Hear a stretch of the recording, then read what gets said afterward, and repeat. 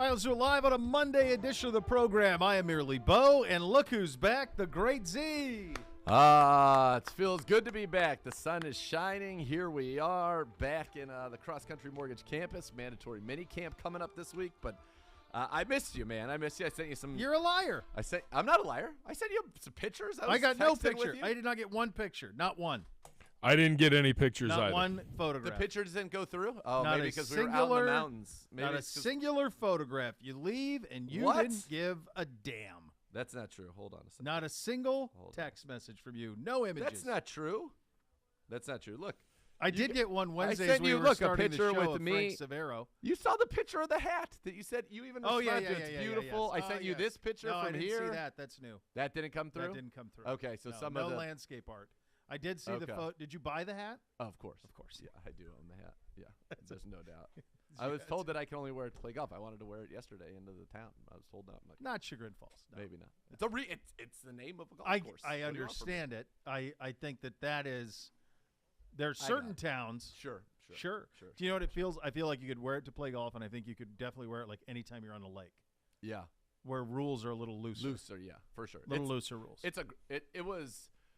So we were out in Vail, golfing. Me, the cook, the kid, and the agent to the stars, Mr. Sims. It was just great. It's a great time. Great to get away. It's so stunningly beautiful there. It is. I mean, just insane. And what's funny is as I look at some of the pictures and the ones that I guess didn't go through to you guys, even though they told me they went through. I had the I had the picture image of the hat, and then you and Sims in a cart, but I did not see a landscape. I mean, when you hit the ball and you get to just watch it go against the mountains for forever. Yeah, it just looks cool. It was super. We had a great time. I think that's why last year when they did that Battle at Big Sky thing or whatever, that thing it looks awesome. Like the reason that so many people were captivated by that is because it was unlike most had ever seen the game played, and it is a different game when you're playing out there. It's a very, very different game. I think.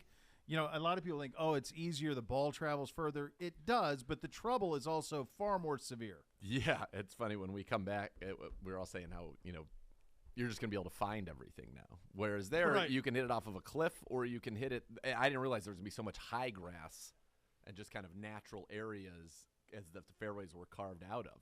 And some of the courses had some trees, but really for the most part, it was about the elevation and then it was about falling off of cliffs. Like, I had one hole, I almost drove this green. I hit a crazy shot, and you can see the kids standing there in the foreground, show it for the people there. But this mountain is like across a ravine, and this green is on like if you hit it over that green, thousands of feet down. Goodbye, see ya. That's over, yeah. I didn't walk near any of that stuff. I wanted no part of being that close to like fall-offs. No, yeah.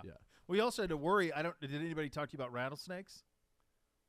No, which is good. They should have given you some warning, I would think. I did walk around a little bit of some of those places. Maybe it's not rattlesnake season. Do they have seasons? No, I mean, it would. No snakes. You'd be were getting seen. close to no that time. I wouldn't think that they would be everywhere, but you're getting a point to where they're out sunning, living their best life. Yeah. It was fun though, just like how far the ball would go. Like when you compressed an iron, it just wouldn't sometimes come out of the sky.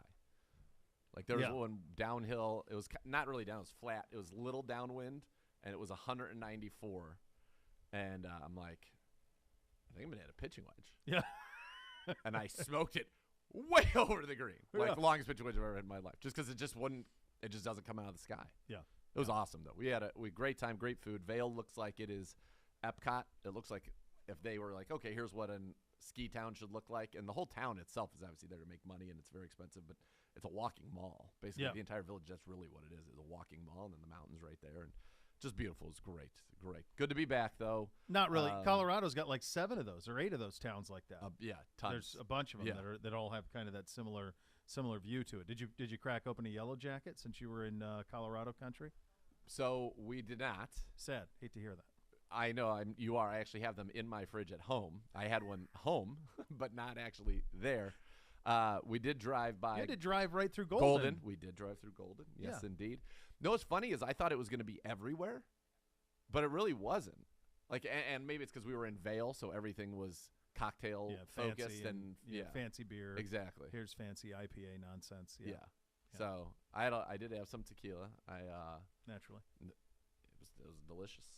It was just great. It was a great nectar trip. of summer. Yeah, It was a great trip. Yeah, well, I'm glad you had a great time. Yeah, it's and we had a sensational weekend here.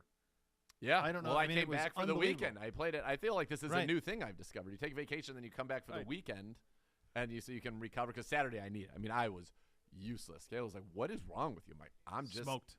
I'm tired. Yeah, like I'm just done." And then yesterday we had a nice day. But yeah, the weather couldn't have been better. We did that for spring break, and we actually needed it because we got kind of stuck. But I like that. I like the return Friday. Give me my Saturday, Sunday to recoup, get back in order a little bit. The weather here was unbelievable. It was absolutely unbelievable. So my wife was under the weather on Saturday. So it was Saturdays are for the boys. So it was me and the boys all day. So we basically played like the Olympics all day. So it was awesome. It was in the morning. It was we played pickleball in the morning, several matches. Me and Bootsy against Black Cobra and Beamsy. We then played. I played 21 full court with the two olders while Bootsy swam, and then we played full court 2-on-2, me and Bootsy versus them, and then it ended on the golf course. So the first time I've been out in a year. How was it? I only hit 7-iron, but I hit him. It was okay. Like I was fine. So I'm getting closer to test. I feel like I can test now. You can let it loose. You can live a little bit. So I went and played, and we played Bootsy and I versus those two as well. It comes down to the final hole, and we all play from the same spot. We did like best ball scramble stuff, but then we would give them strokes because obviously we have an ability to get it closer. Further. Yeah. So usually between 125 and 140 out is about what we would do. So it gets down to the final one, and there's like this much left, and for us to make it, clearly a gimme, but like they insist that we putt it out. Yeah. So I go, well, Bootsy, go ahead. You have the honors. He stepped up there and drilled a little 18-incher. He nailed it. Popped it in. Big chestiness out of him. A lot of posing out of him. Oh, yeah. Yeah. Had dinner afterwards at the club, and we're sitting there, and Beamsy says, I think I'd like my first job to be here at the club. I said, that'd be great. I think it'd be great. You work in maintenance. You work in the pro shop. Figure it out. Clean clubs, whatever, shine shoes, figure it out. I think it'd be great. Out of nowhere, Bootsy goes, I think I want to bartend here. He's 6. He says he gets it. He just sees. He has just a real zest for life. He really does. He really does. So, but it was perfect. And then yesterday, all I heard was that it was going to be the worst day ever weather-wise. It was sensational. Yeah, it was not. We had nothing. Absolutely nothing. Gibby, did you get out? Graduation party season, kids. Oh, God. I saw that. I saw one of my neighbors had 150 cars parked all over their property with one of those things. And it's a full day. It's fine because because my kids, the kid has her party coming up here, but it's one of those things where you're just like, what? I only get so many weekends here, kids. My summer ends at the end of July. Compressed. Like I don't like where. Why do you have to go? Huh? Why do you have to go to the? Well, so we had this discussion. Because you and I talked about it. One of our grad parties for one of AD's really good friends was up at Bay Point yesterday. A little bit of a hike. Going to take a little bit out of the day, but it was great to see them and the family, and the weather was perfect because I woke up in the morning going, I'm not sure how this day's going to go if the weather's not so great. You're hoping for nice weather for them. Yeah. But everything worked out, but we had the conversation. Like, honey, we can't go to all these parties. And Edie's like, well, they invited you. I go, I don't even know their parents. Right. And I barely remembered their name when they walk in. Answer. I know them by face. Yeah. I'm like, no. We're going. We've got a list of like 5 to 10, and that's it. Oh, my God. I think that's a high number. Oh, my kid says she's got 7 this Saturday. I go, I don't know how you're navigating that, but I'm not going to one. That ain't it to be you. I'm not. Hey, good to see you. Here's an envelope. That's your. All the best. But like, no one wants to talk to us anyway at those things. I had this epiphany yesterday. I said, here's the problem with the whole envelope giving. You're just getting it right back a couple weeks later, potentially. Yes, that's why everyone writes the list. Why am I giving envelopes? Because it's the kid. Then the kid gets the chance to open. That's all it is. It's a redistribution. I'm just asking out loud. Like I'm just. I was kind of like, we exchanged envelopes all weekend with we had a family one on Saturday and great friends yesterday, and I'm like, we're going to see them in 3 or 4 weeks, and they're going to give us the envelope back. Yes. So wait, honey, what are we doing here? But that's okay. That's how it goes. Well, but the difference is my hunch is it came from you and Mrs. Gibbe. Yes. And it's going to the kid. Yep. Whereas you won't get it back. Right. No. You see, you're going. You notice that. You know this where this is going. To their kid, and they're giving to yours, and so that's just you giving to your kid and them giving to correct. Your kid. That's all it is. And you hope that that's how that works. By the way, real quickly, and to wrap up on mine. So Sims was the on-course MVP. Yeah. He went undefeated. I mean, he's a steely competitor. He's a very good competitor. And how did he do with like the ball loss situation? Because I've seen that not go well for him. Well, not in terms of losing a lot, but when he loses, he's not pleased about it. Yes. He was good. He was good. Okay, he was understandable to the elements. Yep. The kid was the off-course MVP. The cook. The off course? Yes. The cook became the king because in the biggest match that basically settled everything, and the cook's he was getting like a 17 handicap. And he had some real struggles the first 2 days. And then the last day, on the last hole, him and Sims were partners. Sims was out of it. The cook made a 5 for a 4 on a 670-yard par 5. Made a par by making a 25-foot bomb, and he had like some 3 putts and 4 putts. Come on. Rolled it in, and then I had a chance to make a birdie on top of him that I did not make, and so he became King Cook. He won it right there. That's unbelievable. 25-footer. Yeah, like he had to hit his first. So he had to. When did you know it had a chance? I actually did. I was standing right the hole and didn't think it was going in. At the last second, like turned straight left, like divine intervention, and went right in. Pulled it in. It just never occurred to me that it was going to go in, and then the cook went and he dropped that bomb, and then I'm about to hit my putt, and they're all hugging right there, even my own teammate, the kid. I'm like, wait a second, it's not over. Like, and I had to then back off and go on, and then I missed the putt, and I was very upset. And then I launched the ball probably a good mile. It'll fly there. Oh, it Rocky flew. Mountain Air. Oh, baby, it did. Further than you thought? Fortunately, it avoided all people, which was great. Were there pedestrians? No, but I knew where I couldn't throw it, so I threw it just kind of towards like the abyss. Yeah. But then all of a sudden, like a cart came around, but it went like clear of him, clearly, like because I'm here and he's here. I've never seen how often do you see Zegura mad? Oh, not often at all. No. Yeah.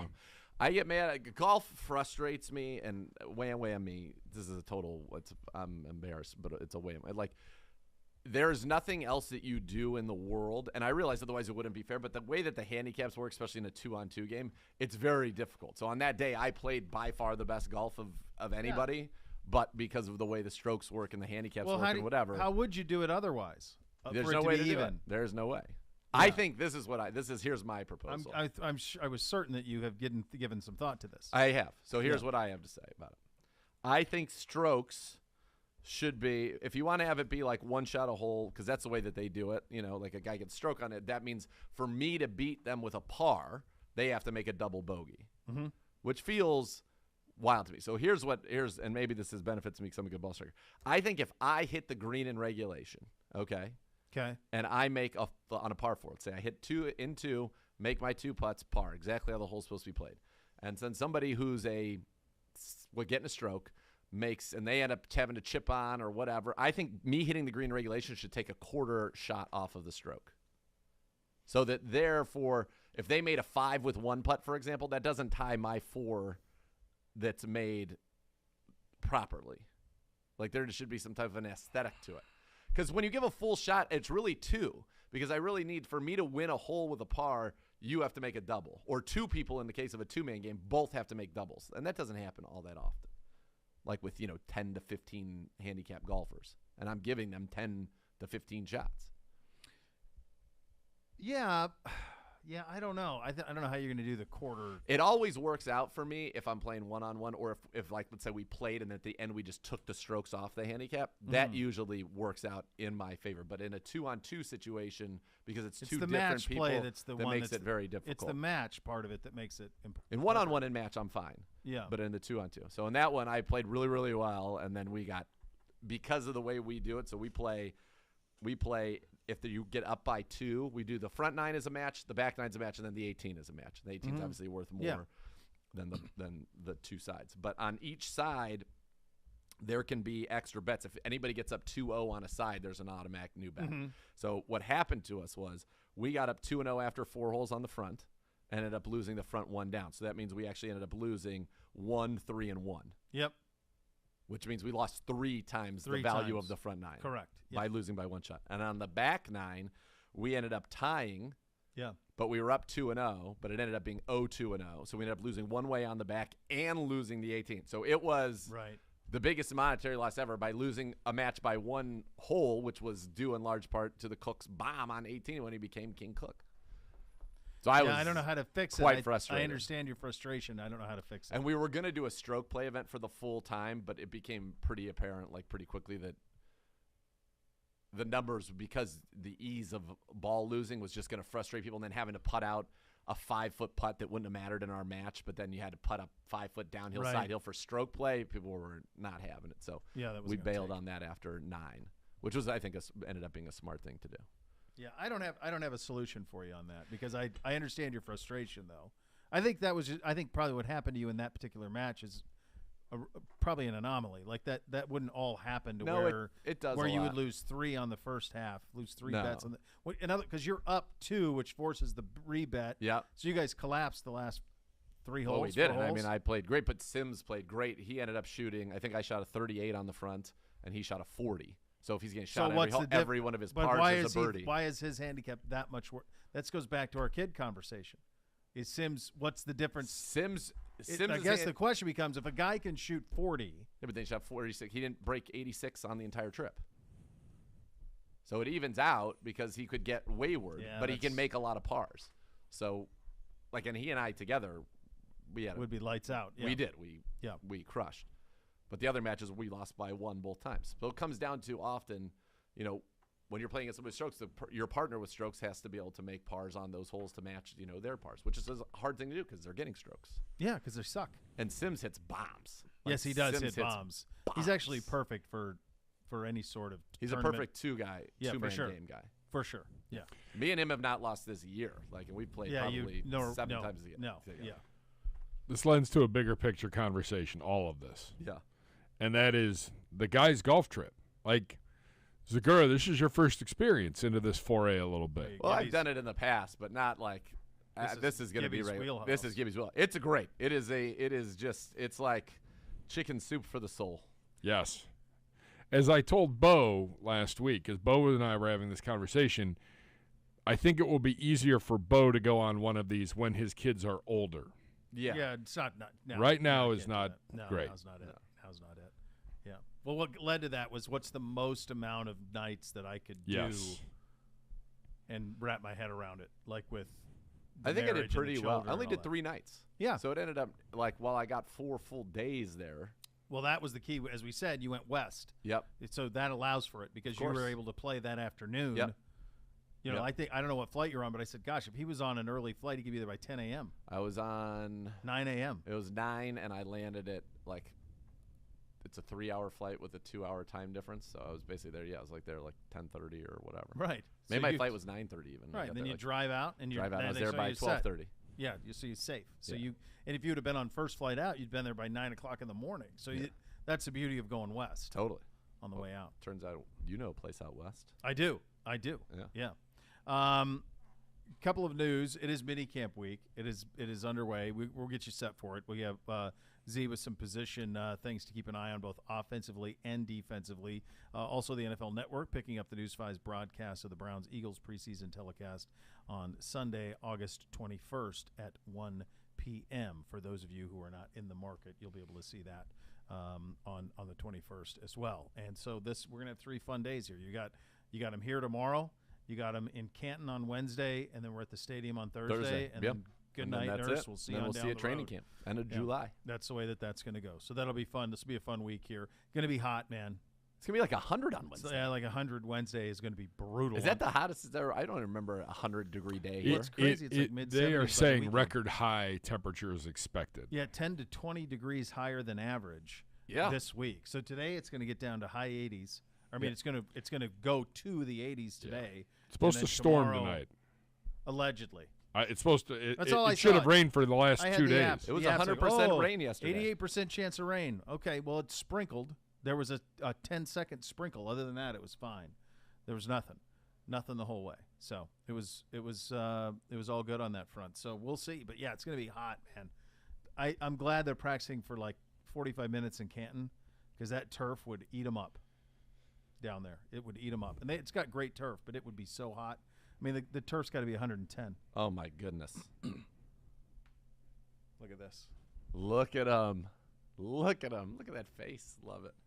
That's when his dress up looks. That's my favorite. Yeah, no, that's a good the one. ultra light khaki with the light blue jacket. I love that look on him. That's a strong look out of him. All of those are good, but that's a good one. All right, so we'll get you set with all this stuff. We'll go around the league. Speaking of golf, and by the way, some of what you experienced out there is what I think the PGA Tour could use. I'll give you something else I think they could use, and we saw it over the weekend. We'll get into that because that is a fascinating conversation. What happened between the LIV and the PGA and where that's all going as the U.S. Open beckons this weekend at the Country Club. So you have that to look forward to, which is nice. We're off and running here on a Monday edition. Cleveland Browns Daily, 850 ESPN Cleveland.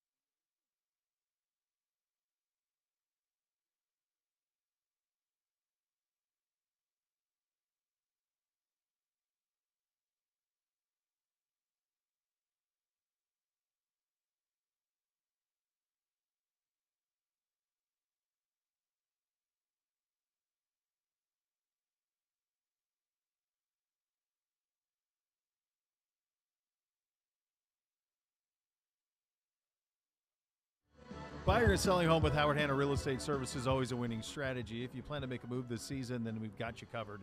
Because at Howard Hanna, every day is game day. Visit howardhanna.com/GoBrowns today. Yeah, I was thinking, we were talking about it in the break. It's the mid-handicap who plays a lot that's the problem. Yeah. That's the problem in the golf handicap system because of the amount of strokes that they are giving. Yeah. Like, they play a lot, so they're capable. And a 9 can really par good. at any hole. Yeah, that's the problem.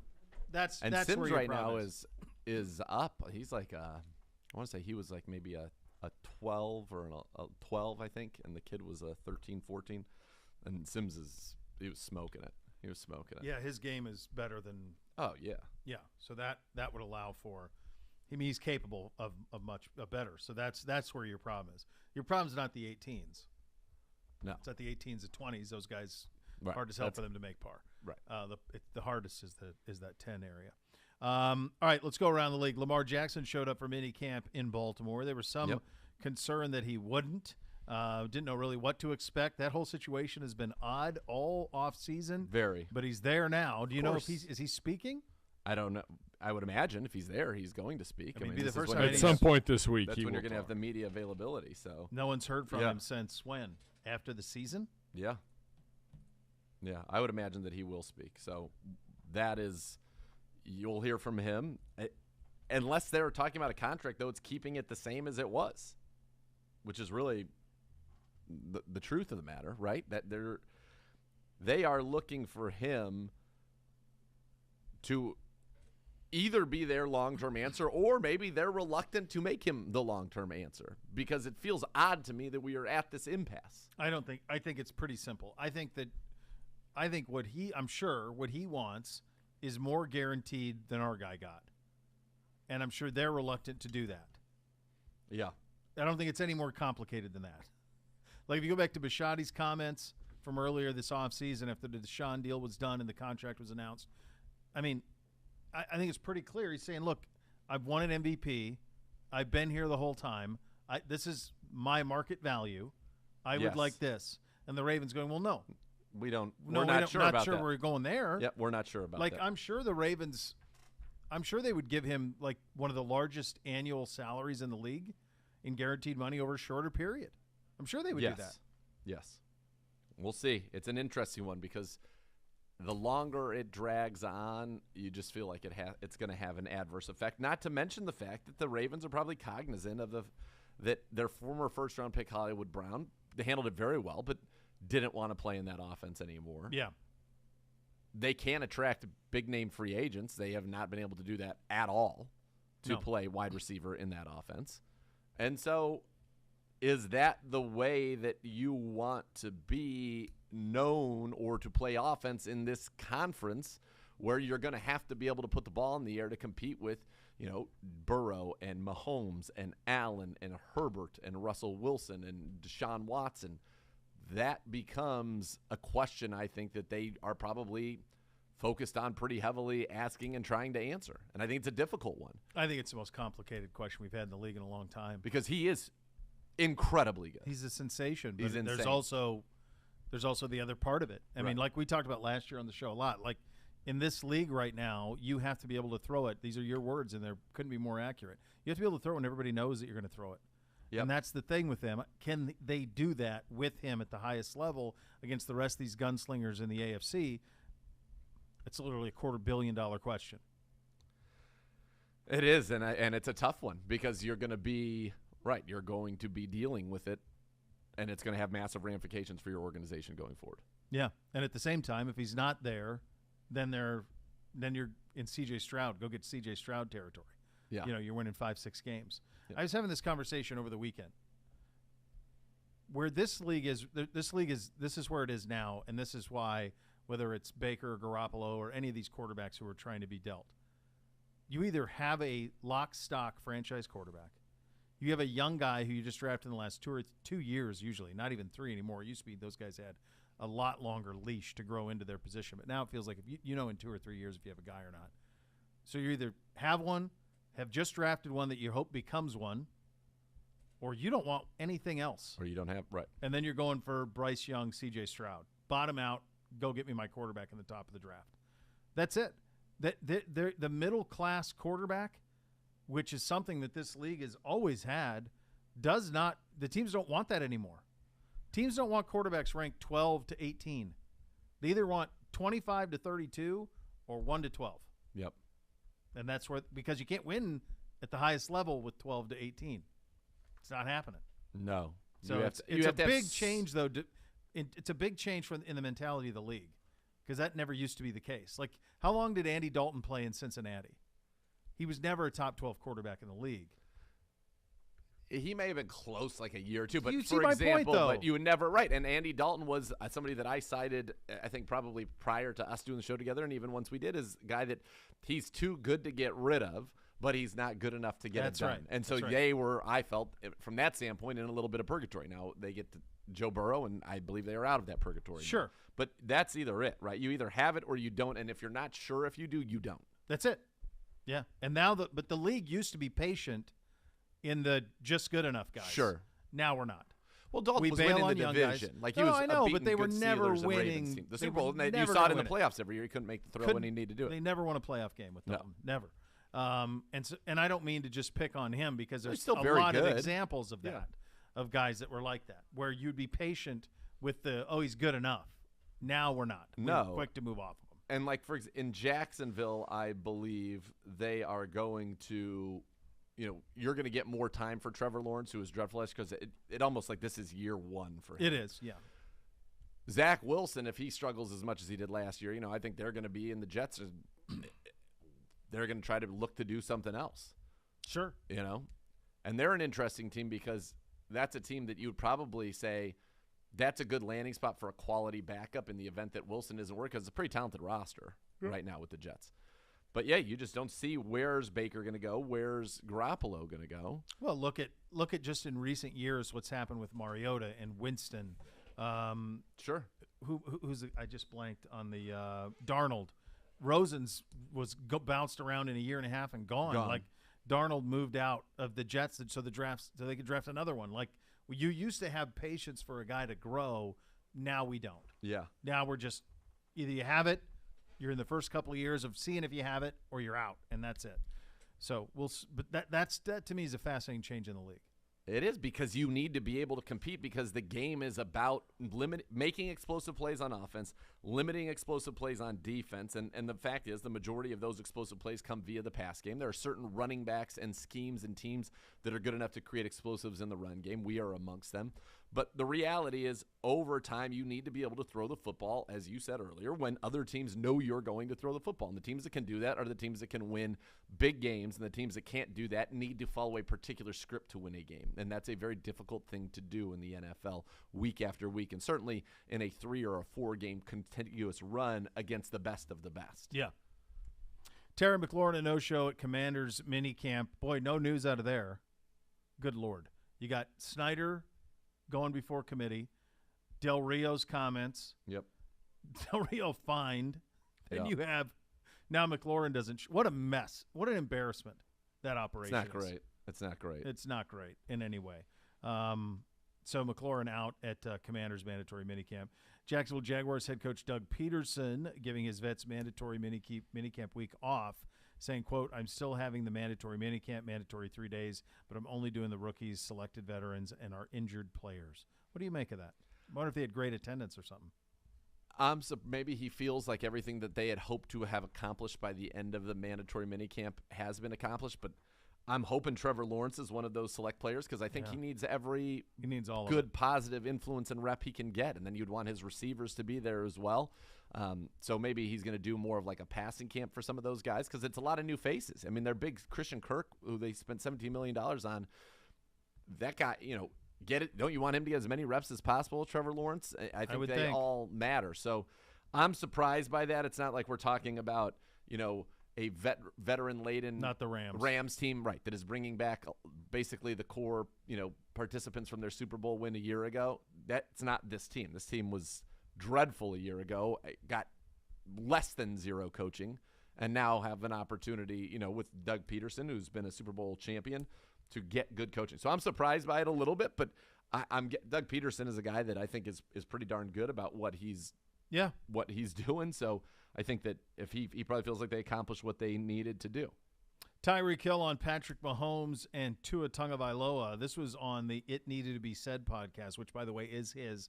So this was him and Drew Rosenhaus having this conversation? Yeah, and then there was a third gentleman that was kind of like emceeing it all, but I did not get his name. All right, so here's Tyreek Hill on the two quarterbacks.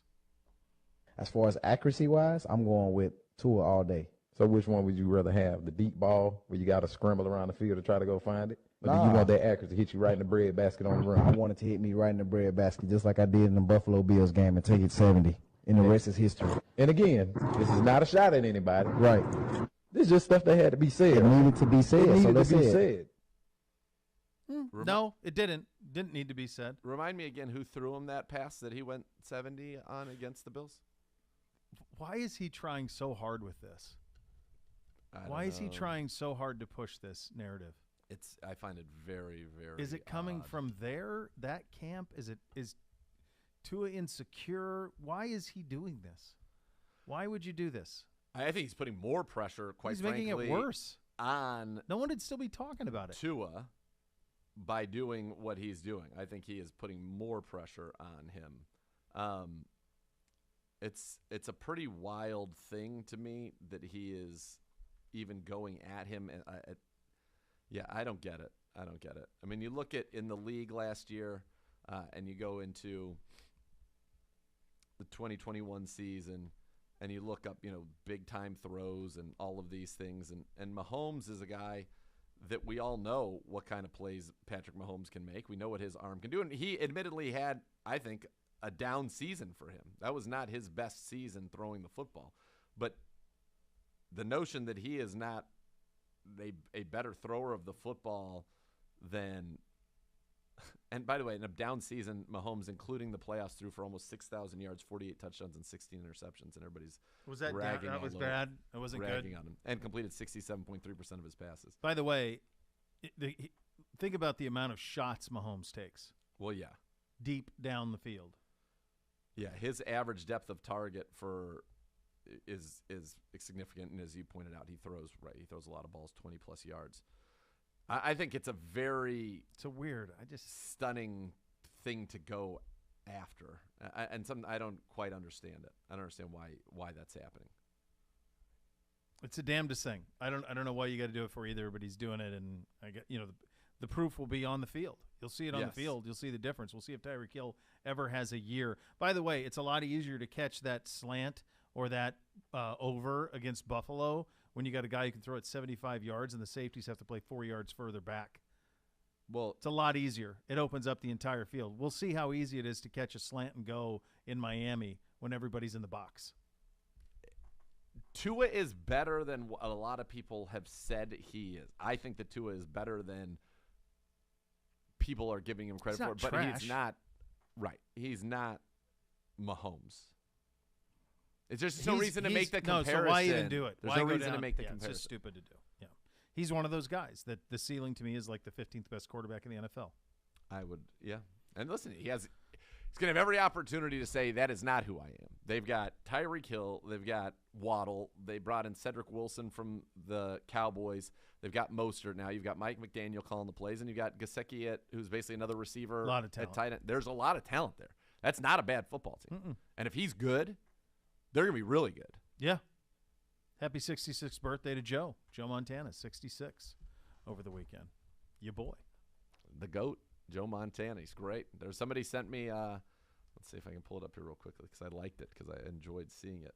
But it was basically how Steve Young in his memoir, this from Seth Wickersham. Happy 66, Joe Montana. What a killer he was. Steve Young's autobiography is a fantastic study on the requirements of quarterbacking greatness, his own and Joe's. It was a window inside Montana's brilliance and how he elevated his play as Young challenged him because he was the best. And then there was also, he was such a killer that he forced Belichick into this great moment a few years ago. So they were doing the NFL 100 all-time team, and Belichick was on the panel with Brady and was still pissed about some throw that Montana made against the Giants when he was the Giants' defensive coordinator. And he's like, I don't know. He was pissed about it. So that was pretty good. I had a conversation on another platform, and the comment The comment was we were discussing about somebody had made the claim. It was Fitzmagic made the claim recently about that he thought Peyton Manning was the best quarterback of all time. He thought he was better than Brady. That he's the best quarterback he's ever seen was Peyton Manning. And so, of course, that led to uproar. This when you were on vacation led to uproar. How could you say that? He's the best regular season quarterback of all time. Yeah, he didn't put the qualifier on it. He just said he's the best quarterback of all time. You can make the case. So, so I was talking about the other guys that you could make the case. Brought up Otto, brought up Joe Montana, and one of the people jumped on and said, it's Joe Montana. And I go, yeah, that's right. And they said, and I go, because in my youth, he was Brady. Like, he was perfect in the postseason. If he had the ball, it was over.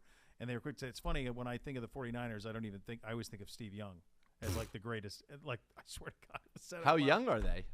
Or late 20s. Yeah. Early 30s. That's absurd. Here's what's crazy, okay? And I was just. His mic's not on. He can't wait to talk, but his mic's not on. Montana. Give it. Go ahead. We bust Zegura's chops quite a bit about this. Yes. But we all know the real truth. Yes. Bootsy knows the real truth, too. Here's the thing. 1989, okay? He played 13 games that year. Obviously, his first team All-Pro. 1989, he completed 70% of his passes for 3,600 yards, 26 touchdowns, 8 interceptions, averaged 9.1 yards per attempt, and had a quarterback rating of 112. So he was completing 70% of his passes, throwing for 271 yards a game, set the NFL record at that time for completion percentage in a season, yards per attempt in a season, and quarterback rating. Like, now we think of guys who complete 70% of their passes, and you're like, oh, yeah, that's not that big of a deal. In 1989, nobody was doing that. No. Nobody was coming. He was the MVP of the league, obviously, as you would have expected, and he should have been. But to say that, he was out there completing 70% of his passes, here's what's crazy. What do you I want somebody to take a guess. So the 49ers, he was 49ers quarterback, 71% of his passes were completed. Take a guess as to the completion percentage of the second best team passing offense in the NFL in 1989. Who would have it, or who it just would be? What the percentage was? I would say it would be 64 or 65. I think he lapped the field. In my mind, he lapped the field. Gibber? If only he had a light. 63%. So second place was the Saints at 61%. Third was the Houston Oilers, 59%. So there were only two teams in the league that completed more than 60% of their passes. Two. Yeah. He completed 70. Well, that's how I remember it.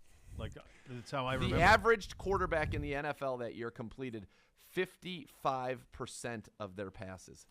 55%. When I tell the kids about all this, and we have these type of discussions, there was a helplessness when he had the ball. It was, well, we're losing. I mean, there was no stopping him. If you kicked him the ball with any amount of time, they were going to score. Here's the other thing. The average team threw 20 touchdowns and threw 20 interceptions. People are used to this, where guys are throwing, 3-1, 4-1, 5-1, 10-1 in Aaron Rodgers' case, touchdown. That didn't happen back then. No. You have to it was a totally different game. And he was doing it in the 80s. That's how you know, relative to everybody else, he was on a completely different level. That's how I always say that about the Marino year with the 5,000 yards passing in 1984. Yeah. It's impossible. My buddy is the ultimate Montana hater, and I Why? knew I'd get the text message. Why? This was the text message. Hell of a system, that West Coast offense. System QB. Sad. It's insane. Sad. All right, we'll get you set for minicamp coming up next. We'll take a look at the offense, give you some names to pay attention to. You listen to Cleveland Browns Daily on 850 ESPN Cleveland.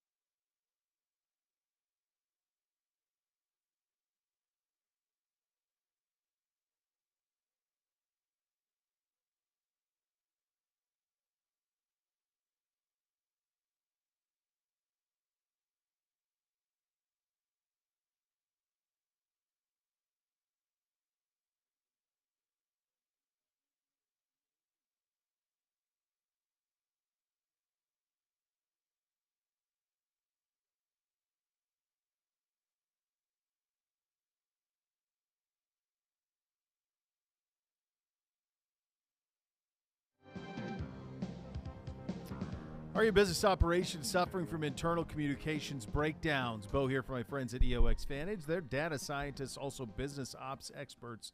Your EOX Vantage team helps you build a streamlined communication system. It's going to bring together your email, your chat, your intranet, announcements, your CRM. It's one clear flow. Your people, including those who work remotely, gain a centralized hub that encourages collaboration. No more disconnected communications methods that leave team members out of the loop or not on the same page. Real, everyday business problems solved with EOX Vantage. See how other business owners are getting everyone on the same page by visiting EOXVantage.com. Time for minicamp, my friends. It is here. It'll be here tomorrow on campus. It'll be down in Canton on Wednesday. And then on Thursday, it'll be at the stadium. We'll wrap up everything there.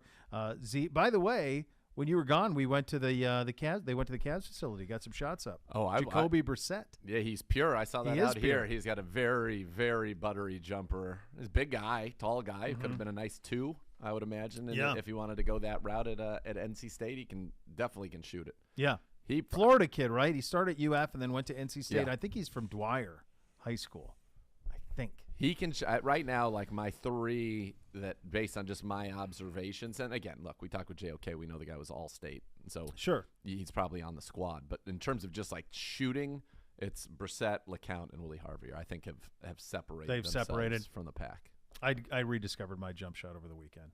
It's a great feeling. It took me a while to get back in the flow. I hadn't played hoops in a while. And my youngest was doing that. Did I tell you, were you off when he was doing that stuff where we played one-on-one? He almost got me because he hit like 4 threes. We played to 15 twos and threes. He hit 4 threes. And I wasn't going to chase him all the time. And I'm like, I got to go here. And he was just giving me threes, and I couldn't hit him. And I'm like, what is going on? He just would turn his back. It was stunning. I'm like, well, this can't happen. So he could have thrown up one prayer, though, and gone in. Well, so then I had to get up in him. But I'm saying he still could have thrown one up there. Could he not get that's one what I had to do. Yeah. I mean, that's what he had to do. Luckily he missed. But I did hit the last one and just walked off the court, just walked off. So we remain undefeated. But then since then we've played every day, and now you're getting back in. Now I got it. So now I'm knocking them, 5 out of 8. They're going down, and that's more how it ought to be. Yeah, you got to get me on the court with the kids. I'll even it out a little bit. Be so much fun. The big fella. It's so much fun. So much fun. All right. So anyway, we saw the guys go out there. So Brissett winning that. It's a good job out of him. That's a pretty good group, by the way. Yeah. Brissett, JOK, LeCount, Harvey. Yeah. Miles. DPJ is pretty confident in his game as well. His shot looked pretty good to me. Yeah. And he said he was and Jacob Phillips won the dunk contest that they had a couple years back. So he's if you did a 5 though. Yeah. Right now you probably go, yeah. Who runs the point on that group? I think Rich, right? Probably Rich LeCount. And then you'd have LeCount, Brissett, Harvey, JOK, Brissett, and Miles. And then Miles. Yeah. All right, minicamp preview. Give us a guy to look at. No, I think around the league it would probably be pretty good. Pretty good rate, yeah. Yeah, you got all state guys. Well, we probably also have, if we're being totally honest about it, Santos Silva's playing. I mean, the guy just was playing a starter at Texas Tech and was pretty good. So we could that's true. He would be on the mix. He's in the mix, for sure. I forget about him. All right, Gibby wants a player out of you from each of the following positions that you're watching this week. This is the offensive side of the ball, so we'll start there, my friend. You can either start quarterback, offensive line. It's your world. We'll start quarterback, and we were just talking about him. Jacoby Brissett. He was born at West Palm Beach, Florida, down there. Dwyer? Do I have that right? It says West Palm. I feel like he's Dwyer. In my head, he's Dwyer. You continue, and I'll look it up. All right, look it up. Oh, high school was Dwyer. The high school was Dwyer. Yeah, there you go. So. Yep. So Brissett is somebody that it feels more likely than not that we'll have to start some games for the Browns at some point. He's a guy for his career, 36 touchdowns, 17 interceptions, 2-to-1 ratio there, 60% completions for his career, and a quarterback rating of 83. Now, this will be the most quarterback-friendly system he has ever played in. Now, when he was in Indy, I like these numbers, 31 touchdowns, 13 picks for him. Last in Miami last year, he kind of filled in and did a pretty good job. Career high in completion percentage at 63%, threw for 1,283 yards, went 2-3 as a starter for the Dolphins. But he's going to have to do better than that. So I'm going to be watching him a lot because, as I said, it is likely he will play some games for the Browns this season. And he's a guy that has experience. They brought him in the event of this situation. They knew that this was a possibility that he would play some games, and they wanted him to be ready. So I think I've already seen enough to know that on the field, just in the mini camp and just watching his NFL tape. You got to watch him play in the league. Yeah. There's no doubt Deshaun Watson is an elite quarterback. None. Zero. I have no doubts about that. So if Brissett plays, what can we be with Brissett? What kind of throws as training camp evolves and as mini camp, we see these next 3 days before we get in the training camp because it's more of a passing camp now. But what are the throws that he is the most comfortable with? What are the throws that he might be struggling with? Where is he able to attack? Is he able to attack the defense in the same manner in which Deshaun is? And by what I mean by that is to utilize the full width and length of the field and also using the middle of the field, which we certainly have seen Deshaun be very proficient at so far. And so far, I think Jacoby's had a very nice minicamp, to be honest with you. So he's the guy, though, that I'm going to be keeping my eye on there. Well, yeah, and I'm curious how that divvies up. Especially once we get hopefully by camp we know. My God, I have a feeling we're going to know soon.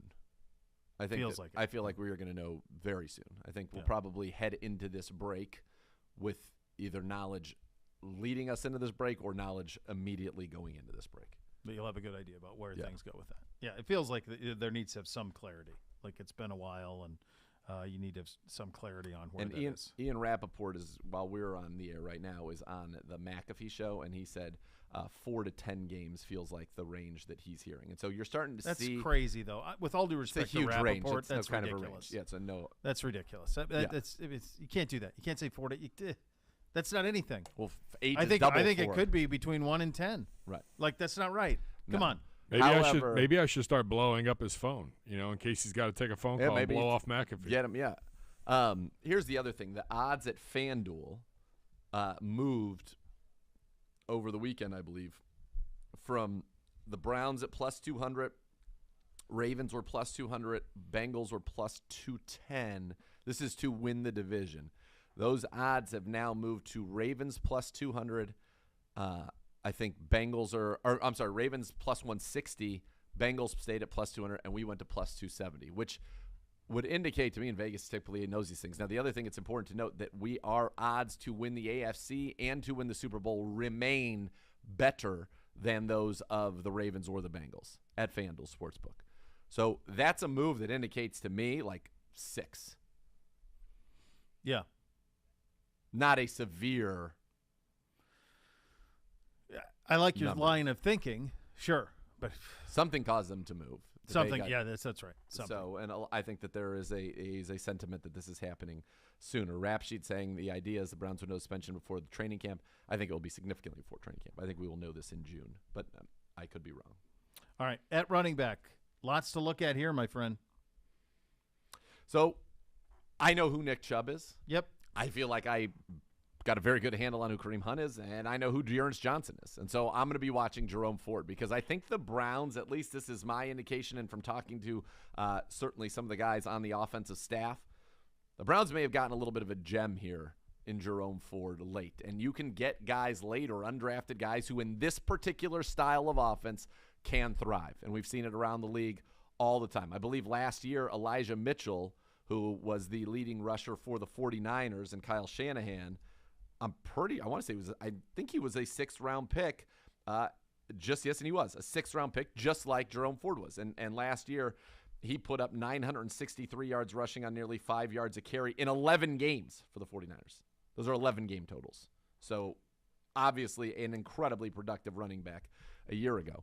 I think the Browns may have gotten a little bit of a steal in Jerome Ford, and somebody that, as the future goes on, will probably get an opportunity to play a bigger role. Very natural catching the ball. That's been very apparent in this camp. And also the other thing that's jumped out for me at the running back is we're seeing Nick and Kareem on the field a lot together, at least in this passing camp. So how that continues. But Jerome Ford's the guy that I'm watching, and I've so far very impressed by another Floridian. Started at Bama, went to Cincinnati, productive as all can be at Cincinnati. And remember, played receiver in high school. So there was, even though he's a running back, had so much talent that's the way that it worked out. All right, who do you got at receiver? Where are your eyes? Anthony Schwartz. I mean, Anthony Schwartz to me is the. He was in here last week. God, you just can't help but root for him. He's a nice kid. In Colorado, just so much root for him, man. Yeah. He knows it. Everybody knows it. Yeah, he's just easy to root for. The light bulb has gone on. He is playing faster. He is playing better. He has had a tremendous offseason. I talked to Chad O'Shea about that. He has been very pleased with Schwartz, and that this was a very big thing. Now, obviously, we need to see him continue to do it when the pads go on, But if you're saying where's the arrow pointing right now, it's pointing in a very positive direction. And I think that's going to be key. And you'll know if the Browns don't make another move at receiver, barring an injury, say if everybody goes through this and is healthy, that's because they have gotten very confident in what Anthony Schwartz can bring this team as a vertical threat.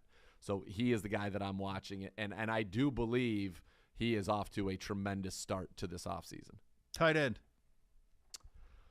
So I thought about this one, and I wrote down 3 different names. Miller Forrestall is a guy that you want to watch because is he going to be our third tight end and on a team that needs 3 tight ends? And I think he's had a very nice start to his camp. Santos Silva just intrigues me. It's the basketball thing, and you're like, all right, can we get an Antonio Gates? Mm-hmm. Can we get a Tony Gonzalez here? Can we find that guy? I think he's a very natural catcher of the ball, which made me happy. He's obviously a great athlete. But the guy that I'm going to be watching is the Chief. This is because, A, I love the Chief. B, he's now the guy. And this is a year where we're looking for the Chief to become an elite tight end in the National Football League. And so will we see the signs of that in training camp? And what's interesting is I feel like we had the last 2 years, there was almost a fool's Goldian, and I just made that up, a fool's Goldian I like it, though. approach I'm for it. From training camp where it felt like the ball was going to be going to Austin Hooper all the time. I feel like with what we see from Watson, I do think that's more likely to carry into the season. I think that we're going to see if the Chiefs having a big camp, I think that does carry into the season. Because I think everybody would have been shocked, frankly, and we were here, and I know I talked to a lot of people about it, but that Austin Hooper's regular season numbers would be what they were based on what we saw from him in those training camps. But I think that this year you have a potential to be different because we're going to be a much more pass-oriented team, and we have, as I said, an elite quarterback in Deshaun Watson. So if Chief is having that kind of a training camp, I think that will really carry over into the season. Yeah, it feels like it. Feels like he's got to have that type of year for this offense to be what it can be. And you are listening to ESPN 850 WKNR Cleveland. Let's finish on the offensive line, sir. So offensive line, Nick Harris, and again, it's tough to watch these things, but Nick Harris stands out as he's going to become your starting center now, taking over for the very, very talented and productive and reliable, if more than anything, J.C. Treader. But the guy I'm really going to be watching is Chris Hubbard. I think it's important. We don't know when Jack Conklin's going to be back. As of now, Chris Hubbard's been working with the first team at right tackle. James Hudson is still very much in the mix. Yodeling. And so Chris Hubbard, who started a lot of games in this league and a lot of games for the Browns, a valuable guy who's missed basically, the last season and a half with injuries. Is he back to being the Chris Hubbard that we know we can count on to play right tackle, to play right guard or left guard or whatever it is that you need to have there? So he's the guy that I'm going to be watching there. You don't say. You don't say. Yeah, lots going on. We're gonna have a little some fun. Lederhosen. There really was some. There's nothing wrong with a Lederhosen in the middle of June. Typically October, but this is fine this time of year too. We'll go around the sports world. We'll also go on the other side of the ball on the defensive side coming up here in the final hour. You listen to Cleveland Browns Daily on 850 ESPN Cleveland.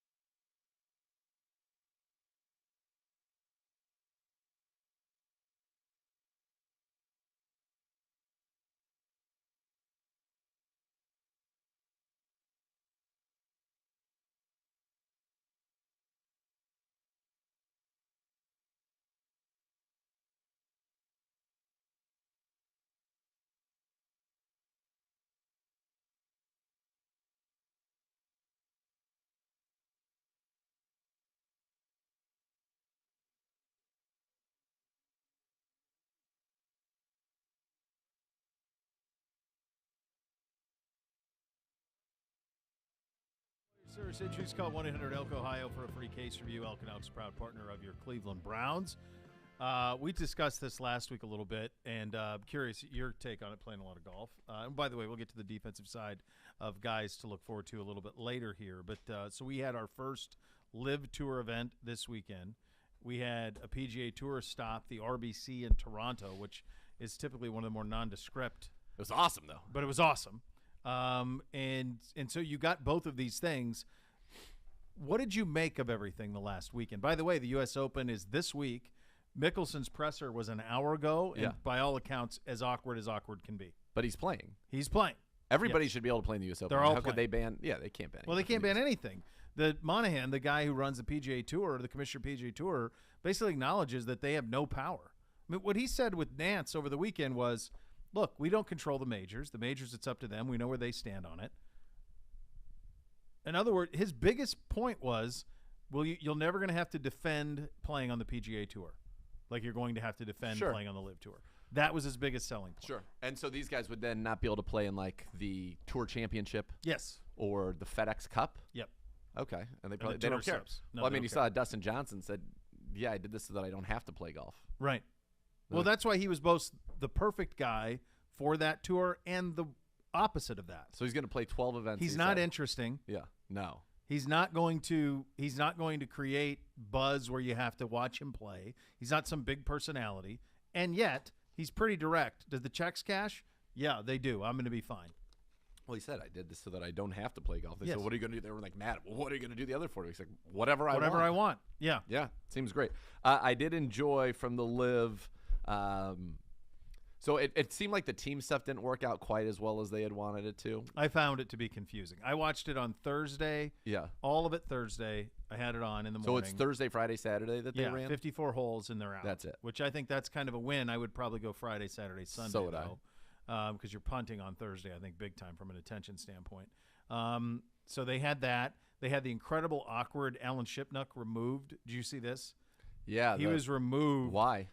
Because he's the one that wrote the biography of Mickelson and then put that stuff out that got Mickelson in trouble. Yeah. So you can hear Mickelson giving a press conference as Shipnuck is being removed at Mickelson's behest.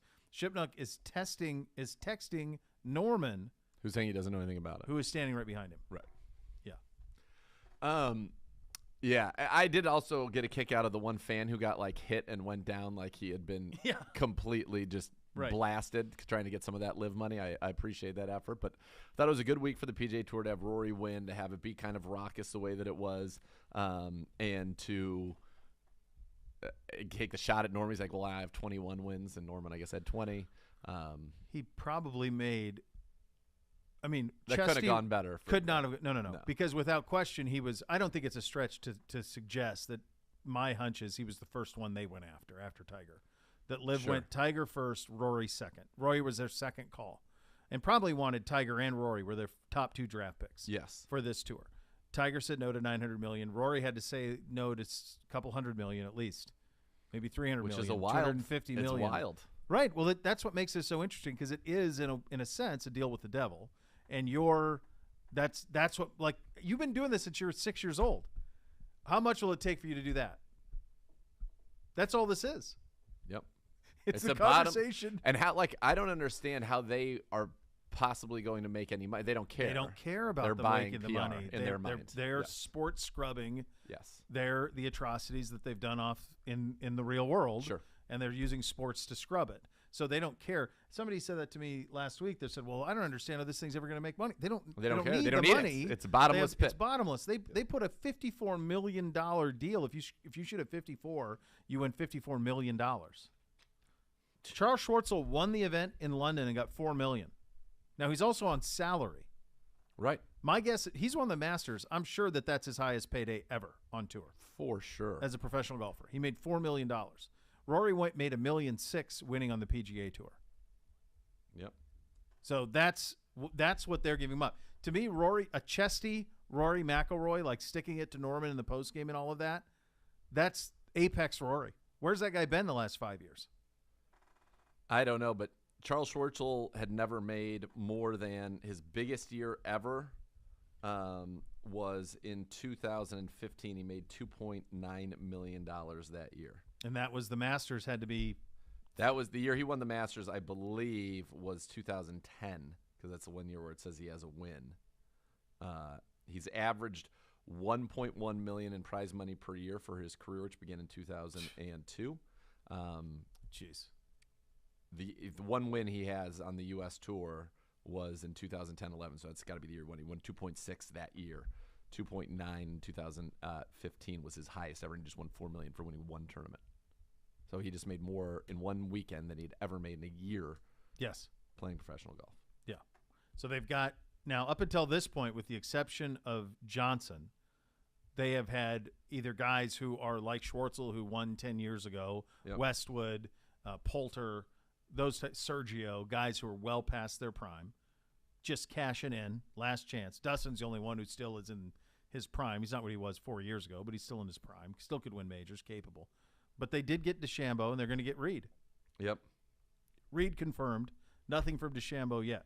So they are going to get nothing from DeChambeau personally, but it was reported that his was $100 million to go play in it. That was his deal to go play in it. Yeah, which is pretty good. By the way, Schwartzel also won $750 as his share of the four-man team winnings as well. So he won 4.75. 4.75 in 3 days. That's right. Nice little tidy payday. That'll work. And the PGA Tour's answer to this was, well, yeah, it's blood money. That's their answer to it. Yeah. And yeah, it is. It might be. But to what's the number? If that's your to me, that can't be the PGA Tour's only response. Because too many people are going to take it. Yep. If this thing sustains, like at one point Monahan was like, look, these guys are choosing to leave the number one tour in golf where the best play against the best every single week to play in an exhibition for blood money. They are, but if the checks cash, then that's the reality. So he came in first. The guy who came in second, Duplessis, has been a pro since 2015, has $900,000 in career earnings. He received a check for $2.215 million for coming in second, and another $750,000 from the team competition. So he made 4x his career earnings this weekend. In basically. 3 days. Yeah. So other guys on tour are going to see that and go, wait, what? Why don't you? So is the tour? I think the tour. They need to come back with, and I guess the economics for them probably don't work. They can't compete with that. But you would have to put guys on salary on the tour too. Yeah, that's what you would have to do. But I don't know that they've ever opened their books. They don't do anything. Everything's been the same that it's always been on the PGA Tour. We play the same courses. We do the same. Here's what the PGA Tour needs to have happen then to compete with this. And this just popped into my mind, so I'm throwing it out there to maybe be thought-provoking or whatever. Corporate sponsors, so this is what they should do, can have like a team of up to 5 golfers or call it 10 golfers, however many they want. So let's say Titleist wants to do something and they pay, and then you create teams within the PGA Tour that aren't teams to play together, but it's a team where they're under somebody's umbrella, and that's who then pays them their salary to stay on tour. So you could have Nike say it's worth, we're going to give Tiger this much to be on Team Nike or whatever. Yeah, It could be any corporation, right? You could have Apple could have its own group of like 3 guys that they want to have, and they'd wear Apple on their stuff or whatever. But that's because the PGA Tour itself isn't going to come up with that money. No. They're not going to be able to compete from a financial standpoint. And then the question is, I'm sure they'll say, look, we're taking money from a situation maybe where it's not coming from the best place, but what we do with that money that we've won, perhaps we have a chance to take that money and, as you said, and scrub it into doing good. I'll donate this portion of my winnings to a charity and this, or, whatever. So I think it's going to be hard, I think, long-term for the tour to go on. If these guys stay dug in, if they stay intrigued by this, they stay engaged. Yeah. Like the Saudi royal family, if they stay engaged with this, I don't know how the PGA Tour could outlast them. Like if they're serious about this money staying like this. Well, right. They should also do what you talked about. Like they should go take this tour to one of those cool courses in Colorado, or take to courses that we're not used to seeing. Yeah. On the reg. No, that's part of my intrigue. I didn't care about anyone playing in that tournament in London. I just never seen that course. Yeah, right. I've never seen it. I've never seen this course they're going to play in Portland. It's not banned in No. I don't know. I don't even know where it is. Sure. I've never seen it. So I look forward to seeing golf played at places I've never seen before. That's interesting to me. Yeah. By the way, all these guys will be at the U.S. Open this week. Everybody who's qualified is going to be at the U.S. Open this week. So if you're going to get a taste of all of this, all of these pressers. Have you been watching the NBA Finals? Yeah. You watched Friday night? Yeah, I was on the plane. Yeah, when I actually landed, and I want to say the Celts were up. They were up going into the half. Yeah. Decently up, if I'm not mistaken. Yeah, he went nuclear. He just went nuts. Yeah. Here's the thing I don't understand with that sport. How do you have – so you played last Sunday. Yeah. You played Wednesday. Friday. Monday. How are you not playing Sunday, Tuesday, Thursday, Sunday? That's what it used to always be. How are you not playing on Sunday? It always was. I mean, I was out and about all weekend. Was doing sports, doing stuff with the kids all weekend. We finally got down. We were going to watch a little. I thought, well, clearly the NBA game's on at 8. It would have been great. It's got to be on. Everybody would have watched like Sunday at 8 o'clock. It's got to be on. Nope. No, Monday at 9. Nope. Really? Come on, man. What a missed opportunity. And I was in local television for 15 years. Yeah. Friday night is death, rating standpoint. It's death. No one's watching TV Friday night. Right. Friday night, Saturday night are tough, but Friday night's the worst. Like the fact that you could have gone Thursday, Sunday. What are they doing? It's wild. I don't understand it. It's a best-of-3 series now, tied at 2 games apiece. So as I was watching this, I'm curious. We have smart people in the building here. My son who had the remote, and he flipped it to the USFL game. And so there was a USFL game on. They got the playoffs are set, I think. Yeah, I think it's down in Canton. It's in Canton, yeah. And he goes, Dad, do you think that like a really good college team could beat this USFL team? Yes. So that was what I thought. I thought yes, that a very good college team, Ohio State, Alabama, like a team like that. But I did think that you'd have to have a grown man quarterback. Like I don't know if that Georgia team could have because Bennett couldn't fit it into tight windows. They were loaded defensively, but could he tight window it? Then nobody can score in the USFL as it is. That's all NFL defense. I mean, that was a bunch of first-round picks on that deal. Right. My hunch was yes that it could. Yes, that it would. Not an NFL team. People who say that they'd smoke NFL, there. No. No. I don't think that. But I do think if you took last year, all you know is winning. Prior to you coming, there all I know. Could the Browns beat Alabama? People would say that. Oh yeah. Oh geez, that's unfortunate. What about a like Georgia's defense and Ohio State's offense against the Houston Texans or the Chicago Bears? Like you get the best. You get Ohio State, the 3 first-rounders, first-round pick at quarterback. That Georgia defense. Is it still just grown men? Maybe. I don't know. Yeah, it's an interesting I do think it would be fun, and I know this is something that would never happen, but like after watching some of the soccer highlights that I saw from the promotion relegation games, then the celebrations that came after that, like it would be funny if the USFL or in the XFL, I think there could be like a 2-game series. The USFL champion plays the XFL champion. The winner of that plays the 32nd team in the NFL. For promotion relegation. For promotion? Yeah. Wouldn't that be great? Yeah, that would be. Yeah. Is there a sport in this country that could do that? It's not the NFL, but is there? Clearly not. Is it NBA? Could the NBA do that at the bottom? Like if there was there's not a league though. Like you'd have to like get the Euro leagues involved because there's definitely some Euro league teams that would whip the worst teams in the NBA. Isn't it like what's really happening is, and it's not the same but it's almost like if a G League team beat the worst NBA team, they would get to go into the NBA. Right? Yeah. But correct. That's still part of an organization. But it's not. It's not the same. It's not that because there's so it'd be like if let's say the G League was Euro League. Okay, yes. like that quality, right? Yes. In the NBA. And independent. They weren't affiliates of the teams. Right. No, correct. All independent. And then the top 3, 4 teams from that, the 4 top finishers moved up, and the 4 bottom finishers of the NBA moved down. Like they don't play each other. Does that make sense? Correct. So that would be the I don't know how that model in it doesn't work. It's fun. There's just nothing where oh God, it's great to watch that. Yeah, it's a win in a lot of levels. All right, we'll get your defensive breakdown for mini camp, which starts tomorrow. Coming up next, you'll listen to Cleveland Browns Daily on 850 ESPN Cleveland.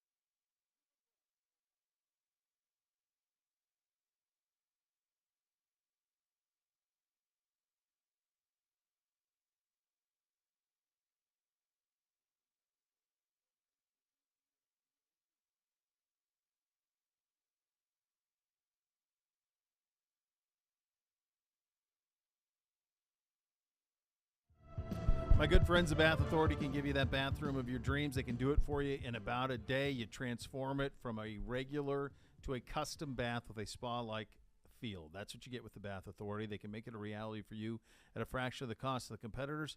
The Bath Authority is Cleveland's premier bath and shower remodeler. They have expert factory-trained installers. Call now for $500 off your next custom bath or shower remodel. Call 216-220-8399 or go to thebathauthority.com. It's where affordability meets quality, and they have the largest selection of bath projects, guys. They're all made in the United States, and you can change your bathroom from outdated to outstanding. If you want to go from a tub to shower conversion, they'll take care of you on that too. Superior Products, expert installers, 216-220-8399. $500 off right now. Tell them Beau sent you, and they will take care of you. As we continue with our mini camp preview on the defensive side of the ball, my friend, give us some guys to pay attention to. Let's start on the edge. All right, we'll start in the edge room, and there's a couple names here. It's different than the offense where you're pretty much, you know that you're set, but in the defense, we don't know exactly all the roles. And so what's the first role that you would say is really up for grabs in the edge room? And that is to be the third defensive end in the NASCAR packages. And so I'm going to keep my eyes on Alex Wright, who they love out of the University of Alabama, Birmingham. Chase Winovich, who's been brought over, has already become a big friend of the show. Look at, by the way, World Scarlet just helmets upon helmets. This happened last week. Scarlet had a bunch of helmets. Dude, one day we were here. Scarlet and Rock. I was just going to say, Rock had young Frayne in the mix. Rock she was like a pack mule. She had a huge thing she was pulling, just stacked with helmets. She was pulling around. I wonder what it is. Interesting. I don't know. We'll look into that. But so Alex Wright, Chase, and then I'll tell you what, I talked to defensive line coach Chris Kiffin.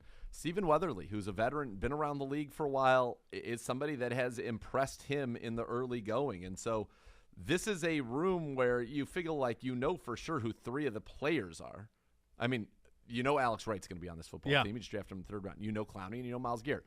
So is there a situation where you keep five defensive ends, and Weatherly's a guy that could be in there? He had 2.5 sacks a year ago, splitting time between Denver and Minnesota. He had 3 sacks in 19 and 18 each with Minnesota. He's a guy who just knows how to play the game, and I said he's been around for a while, and so is he. 8.5 career sacks. Winovich has 11 career sacks. He did that in 2 years. He didn't even have a sack last year. How that breaks down, I'll be very curious to see with that group. But I think it's one where they are very pleased with the amount of talent that's in that room right now. That I know. Can you imagine how different this would feel on edge if Jadeveon Clowney wasn't back in the fold?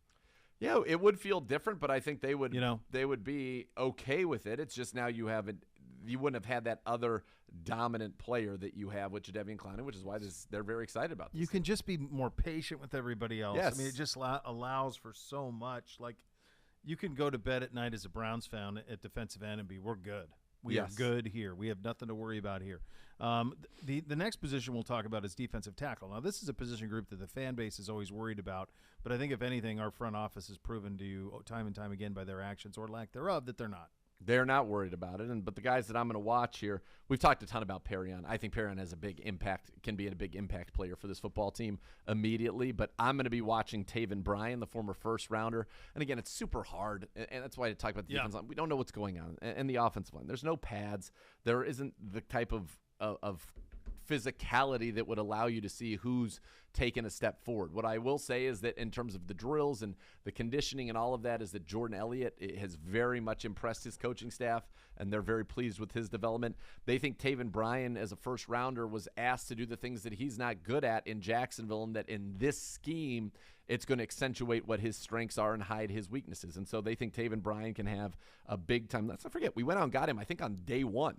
He was somebody that the Browns wanted in that defensive tackle room. And so those are the two guys I'll be watching, Taven Bryan and Jordan Elliott. But so far the reviews on both of them early have been very good. But like I said, it's tough to tell until we start playing some football. Yeah, a bunch of young guys in there battling on that side of things. So if you want to talk about camp, when we get to real camp, like training camp, a lot of eyes on that room. Yeah. That'll be where your eyes. Because everything else is – we go through this. Everything else is pretty well sorted. It's position battles. But in terms of, a defensive tackle, you could go from a guy in the rotation to a guy not on the roster. Correct. There's that big of a gap that could happen at defensive tackle. Well, gap's the wrong word. there's that much parity in the position. Well, yeah, defensive tackle room, you've got Brian and Elliott. You've got Tommy Togiai, who was drafted in the 4th round last year, who they want to see continue to bulk up and be able to use his strength, his unbelievable power. You've got Perrion, who you drafted, and then you have Sheldon Day, who you know exactly what you're going to get from Sheldon Day, and it's good. Sheldon Day's a good player. Yeah. And has been a good player on those dominant 49ers lines, and then he's been a good player for us since he's been here. So you would imagine only 4 of those guys can make the team, and there's 5 right there that you feel pretty comfortable are going to make the team. And then in the defensive end room, there's, again, 5 guys for 4 spots, and 3 of the spots are for sure taken. So those are going to be some interesting battles to see how those turn out. All right, let's head to linebacker, where there's certainty here and a ton of talent, and now it's where there's so much depth at some of these positions, and this one it certainly applies. So with linebacker, I know who Anthony Walker is, and I like it. I know who JOK, and he's the guy that I want to watch. I think he's going to take a big step forward this year, and I think he has a chance to become a superstar. We know who Tak is. The guy that we want to see, and you've seen, and boy, does he look good out there, Jacob Phillips. Jacob Phillips is the guy that we need to see stay healthy and be able to contribute, because I have a feeling, and the coaches certainly feel that way, that he has a chance to be a special player. And so Jacob Phillips is who I'm going to be watching. And then you want to keep watching JOK because he just does things that are fantastic, quite frankly. And you see his unbelievable athleticism, his speed, sideline-to-sideline ability, coverage ability, blitz ability, all of those things. You know how good he is. You don't have to look for him. Your eyes find him with JOK. That was last year. You could see that. Wasn't it at this mini camp where we were like, whoa, with him? Yeah, that's when Odell was running routes at full speed, and I remember we were like, holy cow, watch him close. Yeah. That's where it jumped out to you about what JOK could be. And for Jacob Phillips, it's just everybody loves him. It's just healthy. Can he be healthy? Because when he's on the field, he's great. It's just a matter of, can he stay healthy? Yep. And so that's one of those things where even with him, like, it's not really going to be until September that you get a feel for, because when he's in there, he's been absolutely sensational. Yeah. At corner. So you want to see Greedy, and everything that I've heard is, Greedy's playing without the harness. He feels great. Jeff Howard is expecting a big season out of Greedy. Same with Brandon Lynch, and that he's looked so good in the early portion, especially like you try to throw a 9-ball on him. Good luck. Like he's just going to stay calm and go up there and break it up. So I'll be watching Greedy because I think right now that's the plan is Denzel, Greedy, and Newsome in the slot. When it's 2, it'll be Greg and Denzel, which I think is a pretty darn good duo.